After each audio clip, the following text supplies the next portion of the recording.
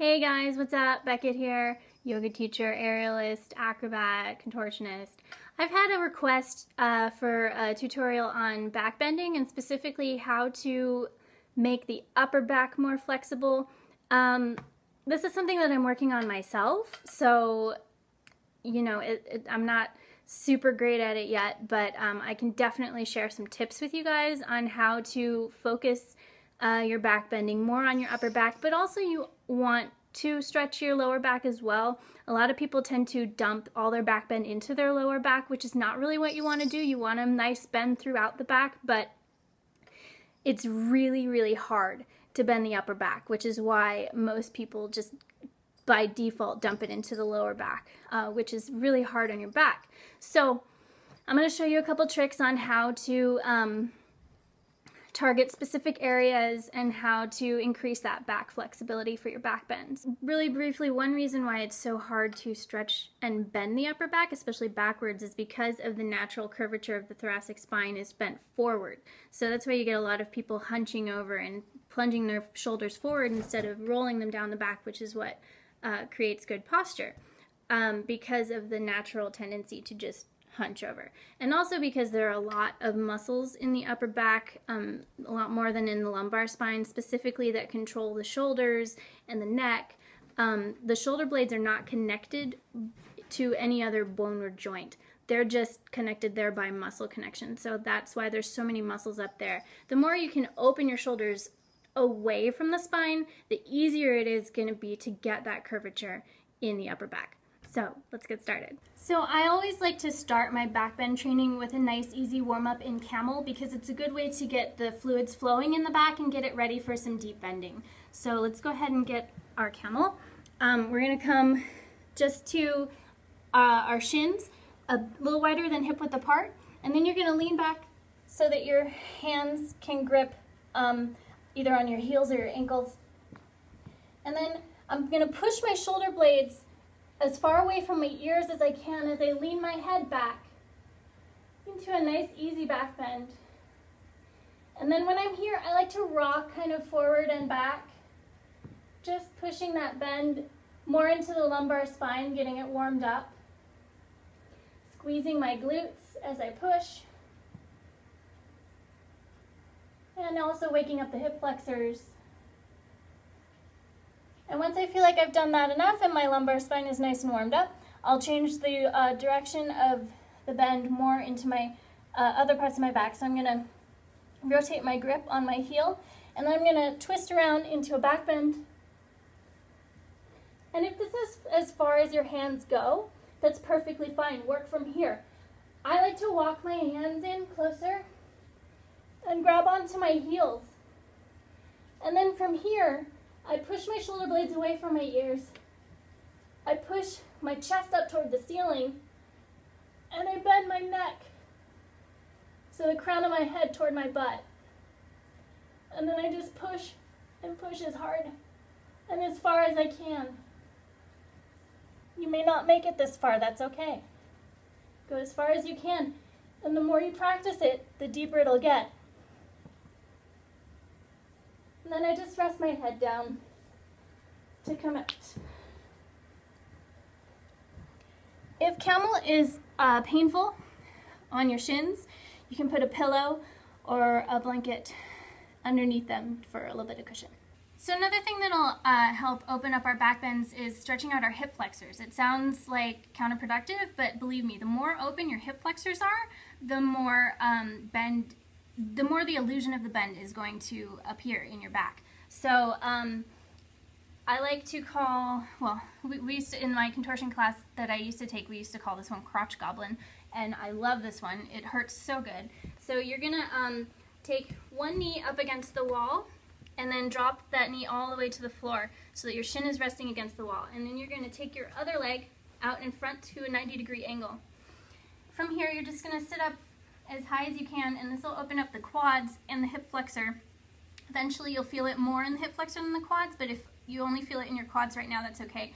And then you're just going to sink your hips as low as you can. Trying to sink that, that hip down toward the ground And you want to tuck your pelvis under as much as you can so you're really getting into that hip flexor. Okay, and you want to hold this one for a good long while, at least 30 seconds, if not a minute or two.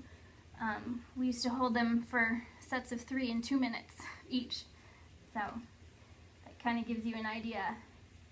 And then if you want to add your back to this, that'll help open up the hip flexors too, and it'll also help with your back bend. You can reach your hands to the ground and then bend the crown of your head toward the wall as far as you can. If you don't reach the wall, that's fine. But once you do reach the wall, you want to start walking your head down, letting it drop toward the ground behind you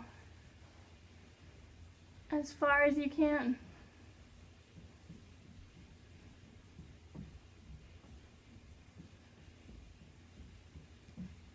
And just sink into it, and eventually your head will reach the ground. So do that on both sides. So the next one we're going to do is called Moose, and it's one of my absolute favorites. It really allows you to target that upper back and the shoulders. So you're going to turn to face the wall. You're going to come almost right up against the wall, so your feet are about 2-3 inches away from the wall. And then reach your hands all the way up. You want to make sure your elbows are straight here. As you lean your chest into the wall, keep your chest into the wall, keep your head up toward the ceiling as you walk your feet back a little bit, sinking down, keeping that chest to the wall. From here, you want to tuck your pelvis under so you're really targeting that upper back and those shoulders. And then keep walking down until you feel a stretch.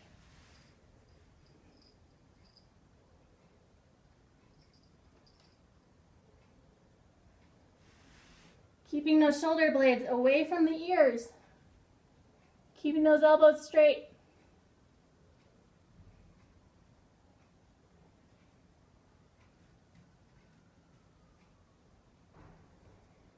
And eventually you'll really start to feel it right here in the middle of the spine. So another one of my favorites is Cobra against the wall, because it really allows you to target specific regions of the back that you want to open up more. So you're going to come with your hips on the ground against a wall, as close to the wall as you can. We're going to do our lumbar spine first. So you're going to come right up nice and close to the wall, and then you're going to walk your hands about across from your shoulders. You're going to drop your head behind you, push your shoulder blades away from your ears, and just sink into a back bend. Really keeping those hips connected to the floor. This will help open up your back even more. As soon as I start to lift my hips, it shifts the stretch more into my hip flexors, which is another way to stretch this. But if you really want to target those parts of the spine, keep your hips on the floor and just push away from the wall with your hands, dropping your head toward your butt. Okay, and then I'm going to walk my hips a little bit further away from the wall, and I'm going to connect my stomach to the ground. From here, I'm going to take my hands across from my shoulders again, and I'm going to push away from the wall. So this is moving the stretch from my lumbar spine up a little bit more into the middle of the spine. And pushing, looking up, push as deep as you can.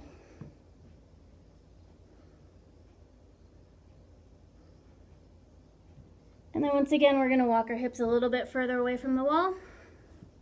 And this time we're going to keep the bottom of our rib cage connected to the ground. And we're going to take our hands across from our face and sink into a back bend, pushing the stretch even further up our spine. Pushing away from the wall, looking up, dropping those shoulders away from the ears.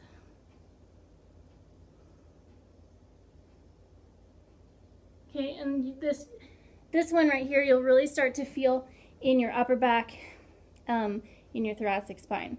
So from here, I also like to stretch out my neck, and it also targets more the upper thoracic spine and the cervical spine. So you're going to take your elbows onto the wall from this position with the bottom of your rib cage on the floor.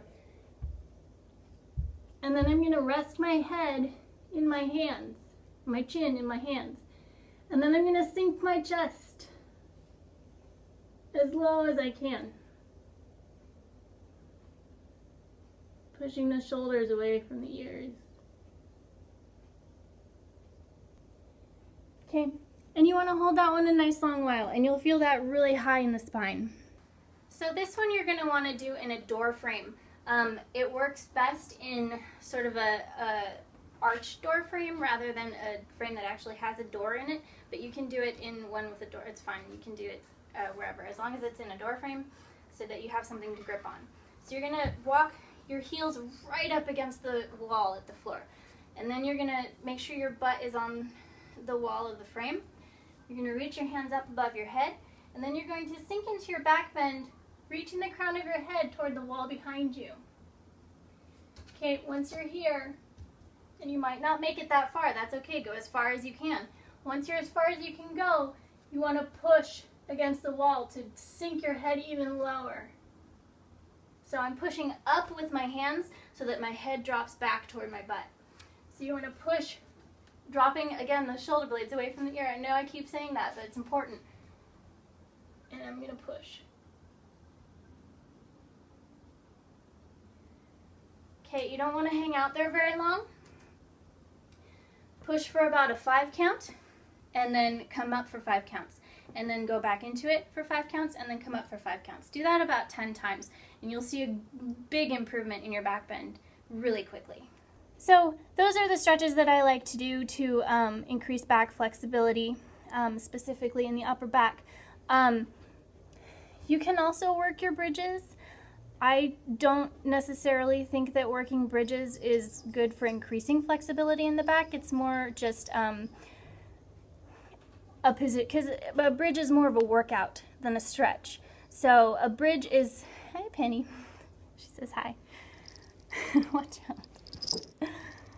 A bridge is more of a position that you're working up to and not so much a stretch. We can talk about bridges, that's a whole other video. You also want to work on, whenever you're working on deep back bends, also work your front bends right afterwards, because you don't want to get any kind of scoliosis in your back. You want to make sure you're bending both sides of the spine. And you also want to work on your back flexibility. So that in itself is a whole other video that we can talk about another time. If anybody wants any tips on any of those things, let me know and I'll make another video for you. Happy back bending!